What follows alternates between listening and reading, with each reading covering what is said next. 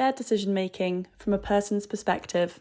In this video, we will be talking about shared decision-making, what it is and why it's important in making sure that the care and support we provide is person-centred.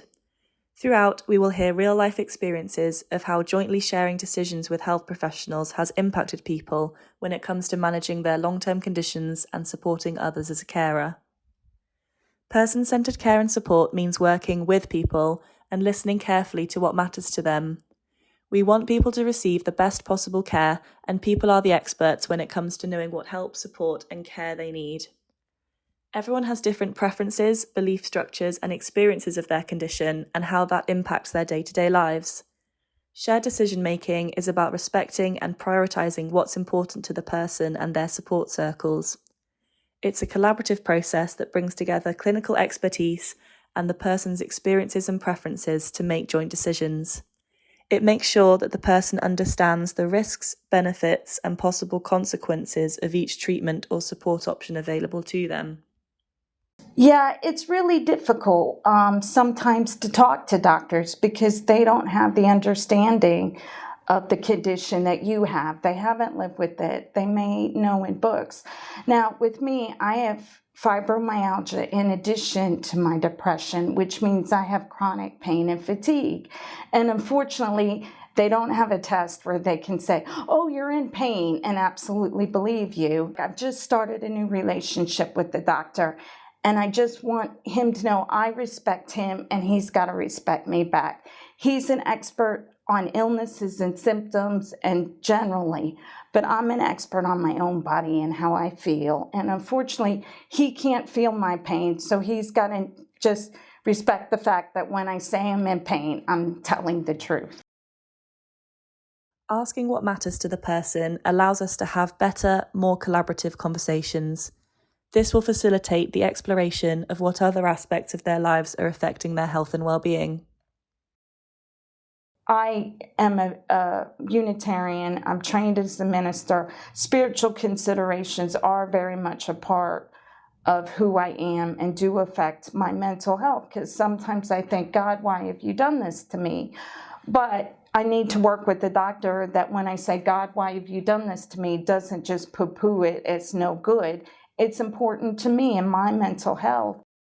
My name's Gemma, and I am a carer for both of my parents who have long-term physical and mental health conditions. And the way that it impacts my life is that I do have to take a lot of time out of my own life to kind of support them.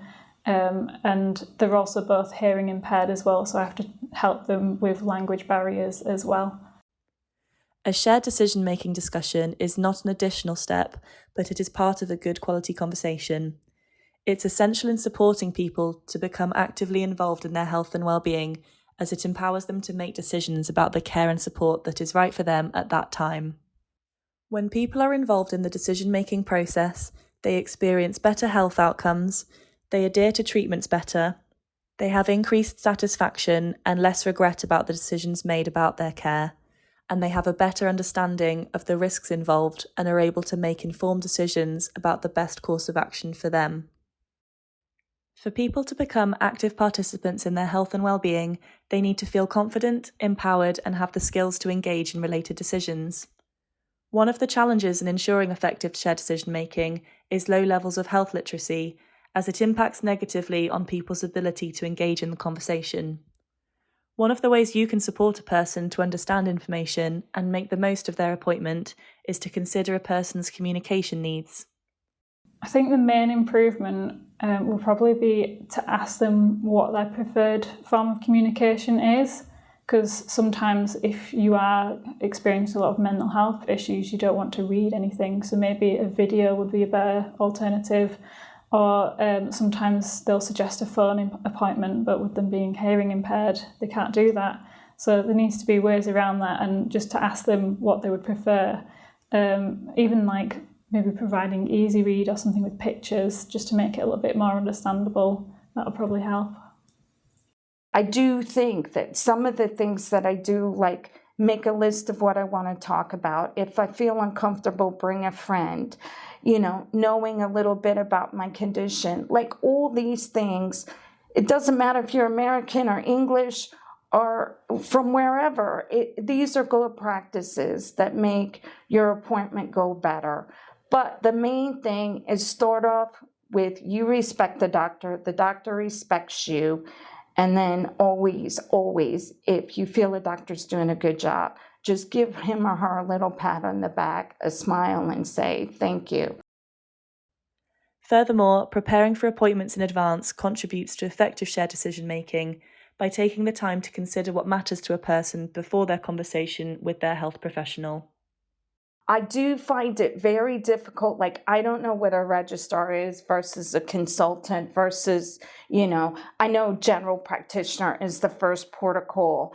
And so I'm kind of going on faith, if you will, when the general practitioner says, you need to go see the consultant. I'm just going to that person.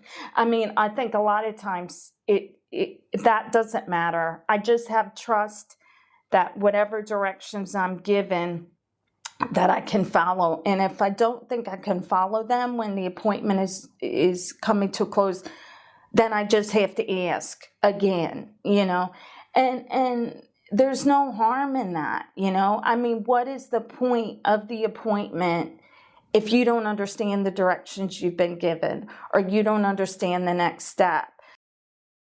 There are multiple resources to support both people and professionals to take part in effective shared decision-making discussions. To support people to prepare for their appointments, we have created the It's OK to Ask poster and postcard to empower people to ask questions to better understand health information and encourage them to prepare in advance of talking to someone about their health and well-being. And secondly, the What Matters to Me postcard to encourage people to think about what matters to them in advance and discuss this with those who are supporting them. To support professionals, we have developed the Shared Decision-Making Toolkit, which will provide support to professionals on how to effectively have shared decision-making and what matters to me conversations, and how to support people to take part in this conversation. To access these resources, please go to bit.ly/LCC-SDM, visit the Public Health Resource Centre website, or contact the Resource Centre to order physical copies.